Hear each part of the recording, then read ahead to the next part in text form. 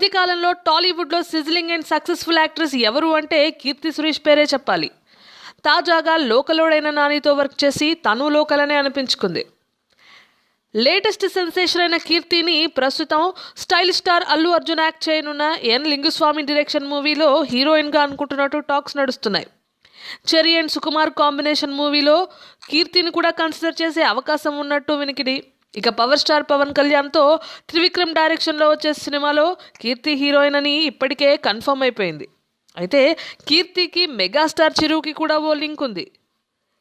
చిరు నటించే సినిమాలో కీర్తి యాక్ట్ చేయట్లేదు, కానీ కీర్తి మదర్ కూడా ఒకప్పటి గొప్ప సౌత్ ఇండియన్ యాక్ట్రెస్. ఆమె మెగాస్టార్ చిరుతో కలిసి నటించింది. 1980లో రిలీజ్ అయిన పున్నమి నాగు చిత్రంలో మెగాస్టార్తో పాటు కీర్తి సురేష్ మదర్ మేనకా సురేష్ నటించింది. ఈ సినిమాలో నెగిటివ్ షేడ్ ఉన్న క్యారెక్టర్లో చిన్నప్పటి నుండి విషం తింటూ కనపడతాడు చిరు. పెద్దయ్యాక ఓ పౌర్ణమి రాత్రి రోజు మేనక నాగు రూపంలో ఉన్న చిరుకి బలవుతుంది. అదే సినిమాల story.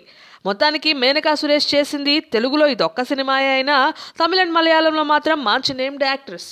Tollywood latest news. For more updates on anything happening in Tollywood, please like, share and subscribe to Tollywood latest news.